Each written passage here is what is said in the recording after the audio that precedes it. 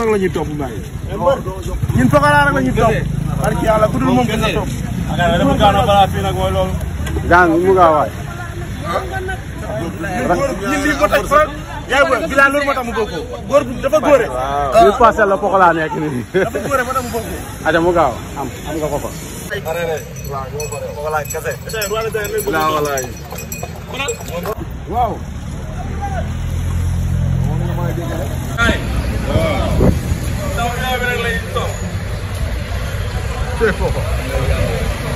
tey ceeb sa mbët bi nga tey joye seen mbët bi daa ngi seen saret ngeen laal di doxantu si temps bi nu mu leen neexee ah jëndoo leen oto jëndoo leen daal saret ngeen jël di ko jox xont waaw global la global foot ñi ko waaye le 16 quoi baax na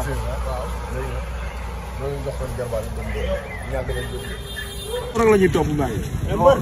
ñun Pokola rek la ñuy topp barki yàlla ku dul moom dina topp dafa gaaw na balaa fii nag mooy loolu gaan mu gaaw waay ñun lii moo tax fa yaay boy bilaa loolu moo tax mu bokk góor dafa góore li passé la Pokola nekk nii dafa góore moo tax mu bokk aja mu gaaw am nga ko fa Pokola kese waaw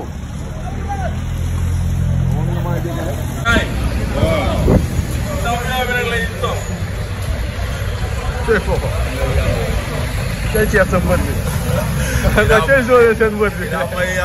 ngi seen saret ngeen laal di doxantu si temps bi nu mu leen neexee ah jëndoo leen oto jëndoo leen daal saret ngeen jël di ko jox xont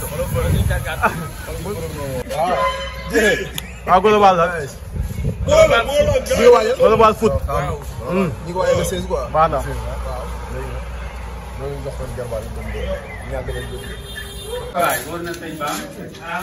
c'est fort li mooy tóondóor sa tóondóor mooy fort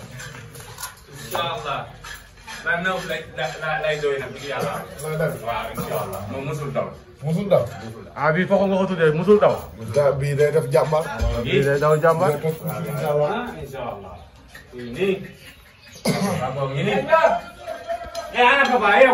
il faut Pokola la tudd waaw day ram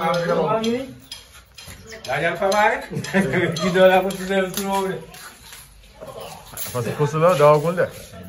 Poko Mbam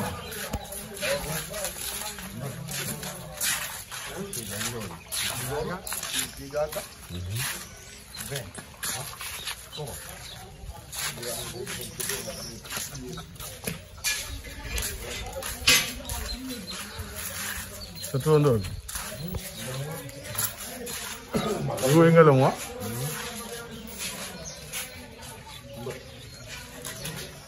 fii la fas yi di nekk fasu course yi fii lay nekk sëy boobu bi mooy ban Pokola Ndeye Maria laal na rab kay bi daa am dog vidéo boobu cat moo ju sukura na moo am na soo jëriñ moom dañ kaa wax la muy fekk la 2 ans la moo raw na ñaar ko dem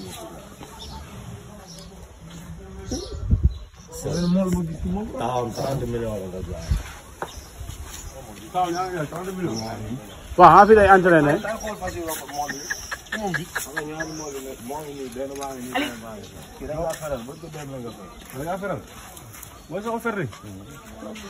fi day entraîné fii 5 mois ñu ko feral ni 5 mois lam mashallah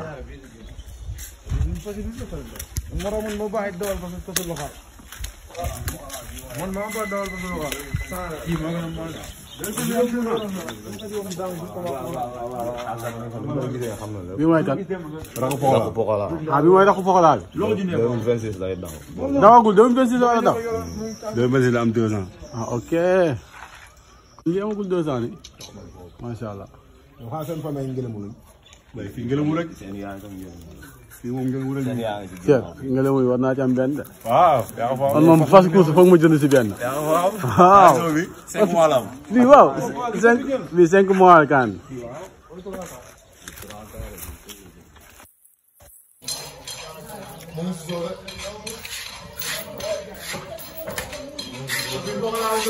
waaw mbaam bi Ndioufa ah Ndioufa li garaaw na de bilaay walaay war seeti naa ko xam bilaay walaay angay li garaaw na de